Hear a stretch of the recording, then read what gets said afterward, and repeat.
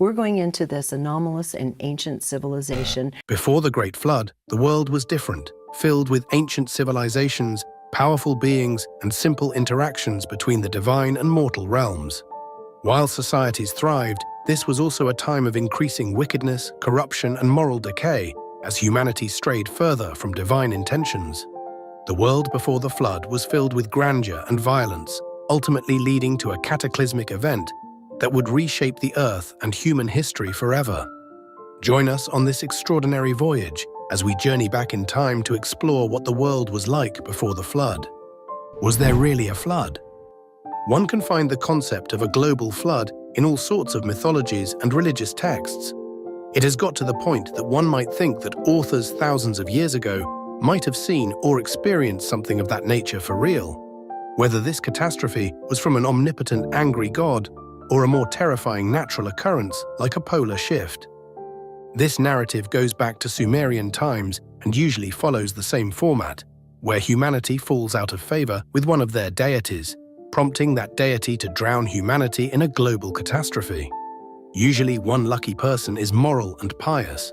Such a person is spared from the great deluge and offered safe passage, or is enabled with the means to survive. In the Bible, this hero turned out to be the pious Noah. In the mythology of ancient Greece, it is Deucalion, and in ancient Mesopotamia, it is Utnapishtim. In the present day, there are two schools of thought regarding the concept of this great flood. One is that it did happen, prompting all of these cultures around the world to make similar accounts of the cataclysm, and the other is that it didn't happen at all, and it was just a pretty cool story made possible by the ancient Sumerians, which then inspired similar stories in subsequent civilizations. Indeed, some might be interested to know that the concept of a great flood is not original to the Old Testament. Still, this same concept had existed thousands of years prior, belonging to ancient people who not only worshipped different gods, but led very different lifestyles. However, the Bible tells us fascinating stories that led to the Great Flood. The story begins with God's creations in the beautiful Garden of Eden. The Genesis account, Garden of Eden. By the earliest chapters of Genesis, we understand that the Garden of Eden was the birthplace of mankind, created by God. The book of Genesis describes it as an awe-inspiring sight filled with trees, plants, and animals. It was a tranquil paradise where nature and humanity merged in perfect harmony. Aside from its breathtaking beauty, the garden also contained trees of great significance, the tree of knowledge, which gave man the understanding of good and evil, and the tree of life, which could grant immortality. However, not much is known about this paradise as the Bible offers only limited details, leaving it shrouded in a cloud of mystery. Naturally, the lack of detail has led to various speculations about it. While some people believe that the garden was moved to the heavens after the fall of mankind, others suggest it was destroyed during the years of violence that followed, and still others think it may have withered away once no one was left to care for it. It was in this same Garden of Eden that Satan made his first move against God's authority on earth. Satan saw earth as his domain, so he viewed Adam and Eve as intruders in his territory. To thwart God's plan of establishing his kingdom through humanity, Satan devised a strategy. The name Eden in Hebrew means joy or happiness, which reflects the garden's nature as a place of provision where man could meet God. This is seen in Genesis chapter 3, verse 8. Among the many wonders in this perfect garden was the tree of knowledge of good and evil, the tree from which God forbade Adam and Eve to eat. Satan, determined to destroy man's destiny, employed cunning tactics to deceive Eve. When reading Genesis, you can almost hear the father of lies interacting with Eve. The deceiver then used his second strategy, supposition, making Eve doubt whether the consequences of her disobedience would result in her death, as God had declared in chapter 3. The third and final approach used against Eve was temptation. It was only natural that God was disappointed because of her disobedience. Consequently, they could no longer remain in the Garden of Eden. Adam and Eve had already made a mistake by eating the forbidden fruit. Satan's subversive counterattack completely overwhelmed humans. But God established a beachhead in the Garden of Eden, promising that the serpent's head would be wounded by the woman's seed, turning the tables on the tempter. Depending on when one arrived in the pre-flood world, one's experience of the Garden of Eden would vary. If a person had the good fortune of visiting during the days of Adam and Eve, they would have witnessed the garden in its full glory. However, if they arrived later, what might have been found would have been an overgrown forest in desperate need of a gardener. In any case, no one would have probably dared to venture too close anyway, as God had placed a cherubim at the entrance to guard it, ensuring no one could return and take fruit from the tree of life, which would grant immortality. This cherubim, armed with his flaming sword, was quite intimidating. He was authorized to strike down anyone attempting to re-enter. What's worse, Ezekiel's description of the cherubim makes them even more terrifying, as he tells in Ezekiel chapter 10, verses 14 and 15, that each had 4 faces, one of a cherub, another of a man, a third of a lion, and a fourth of an eagle. That's pretty scary even to look at. The vision deeply unsettled Ezekiel himself, and this suggested that these angelic beings were way beyond human comprehension. With this in mind, even though the Garden of Eden might have been visitable, it was likely a place best avoided. No one would want to die to a flaming sword wielded by a scary-looking creature. The pre-flood world was also quite annoying, especially when it came to the issue of food. After Adam's costly mistake, the ground he stood was cursed, making agriculture a painful and frustrating task. The curse ensured the land would produce thorns and thistles, adding to the already tricky way of growing and harvesting food. They could have hunted, but that was nearly impossible due to the lack of tools and resources. Those living closer to Noah's time might have fared slightly better in obtaining food, but those in Adam's era had the hardest times, and hunger was likely a constant challenge.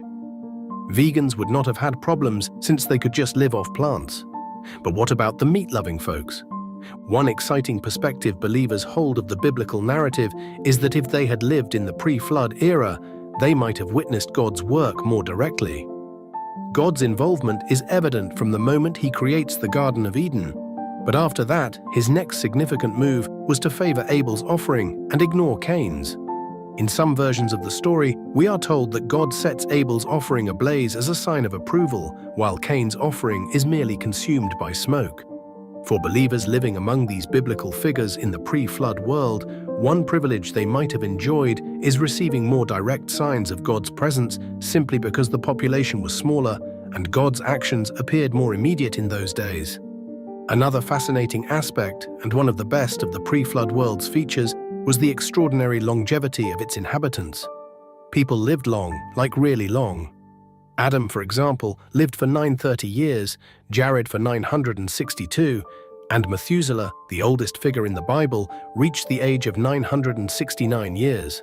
This incredible lifespan would have given individuals centuries to master a craft, learn new skills, or simply enjoy life with their loved ones. Now, whether this extended lifespan was a blessing or a curse depends on the perspective from which you see it. As the Bible does not clarify whether a 969-year-old man was a decrepit, frail figure who could only walk with his back haunched, or someone who retained the vitality of a much younger person. Regardless, living for hundreds of years could be seen as either a gift or a burden, depending on one's circumstances and health. Another thing in the pre-flood era was the fact that communication was likely more accessible. Why? Everyone spoke the same language. This was because the incident of the Tower of Babel, where God confused human language to stop the tower's construction, had not yet occurred. The fact that there was a common language of the pre-flood world would have facilitated communication between neighboring tribes and cities. This alone could mean that there was a greater sense of unity and understanding among different cultures back then. This shared language enabled more effective collaboration among large groups and a more profound empathy for cultural differences. However, everything went south by Noah's time, and the pre-flood world had descended into utter chaos. In Genesis, the earth is described as being filled with wickedness. It was a violent and godless time where the majority lived in sin and debauchery. The Bible doesn't do justice to this period. It provides limited details on the specific events of this period.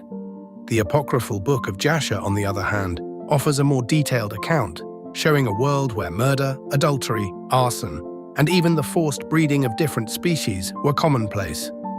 The truth is that living in the pre-flood world during this time would have been a less than pleasant experience. You were likely left with just two choices. Either you participate in the widespread lawlessness or hide away from the violence. However, hiding might not have guaranteed safety, as even remote dwellings could be targeted by other humans or even by something more terrifying: a giant. Enochian account, giants on Earth. The biblical account tells us that giants known as Nephilim were around in those days, but we aren't told much about them here. Indeed, they are described as heroes in this context. Still, suppose we were to consult an apocryphal text called the Book of Enoch. In that case, we see that these Nephilim were monstrous and terrible creatures that came about because angels decided to take the mortal women and impregnate them with their angelic seed.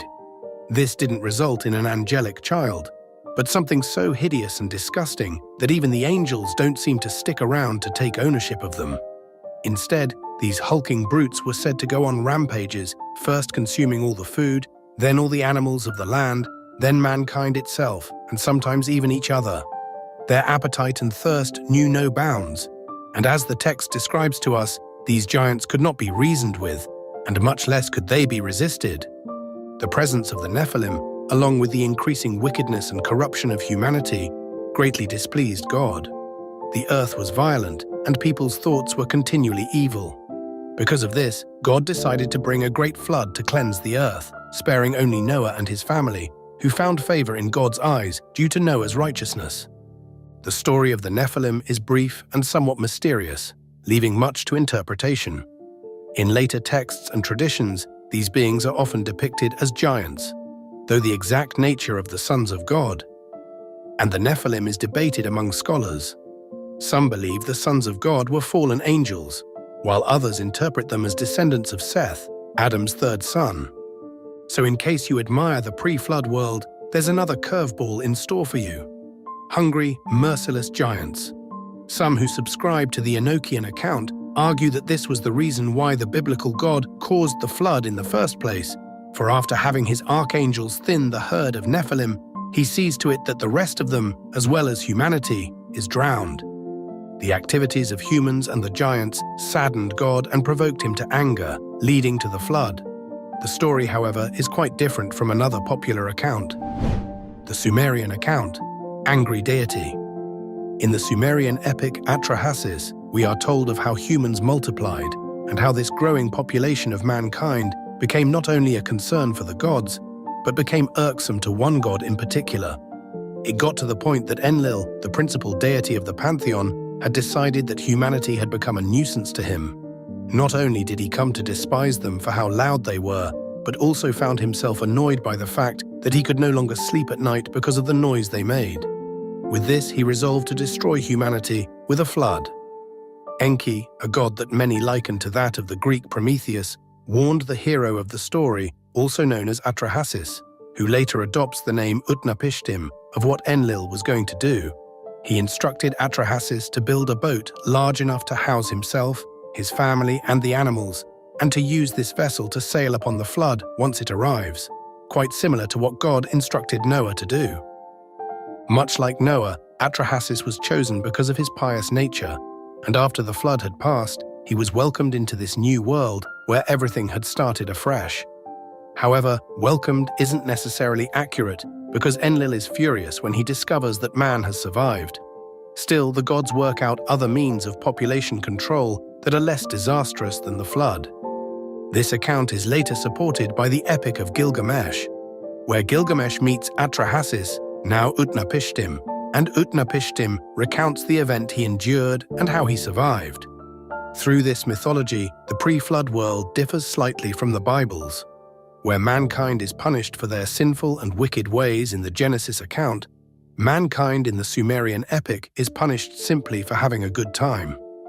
It was because Enlil could not endure the noise that humanity made that humanity must perish, and so with that, living in this pre-flood world hinged a lot more on the mood of the gods.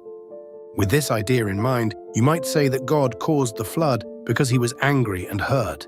He was betrayed and scorned by his creations in some schools of thought. Enlil, on the other hand, was just annoyed and restless. You can say that his hatred for mankind was almost irrational by comparison, and even though we can all agree that noisy neighbors can be a problem, most of us probably wouldn't kill them. With this in mind, if you lived in pre-flood Mesopotamia, you might have been more cautious about provoking the wrath of your deities, especially since there were several of them. However, this didn't deter the Sumerians from making noise. It's clear whether Enlil even warned humanity about the noise they were causing. If he had, they might have made efforts to quiet down. Unlike the Sumerian gods, God at least provided humanity with warnings, choosing people to speak for him and lead by example. On the other hand, Enlil seemed more irritated and was the typical kind to shoot first and ask questions later. Apparently, in this pre-flood world, your longevity largely depended on whether the gods were in a good mood. There we have it. According to the Bible, the pre-flood was quite comfy until Adam did what he did, and hardship followed.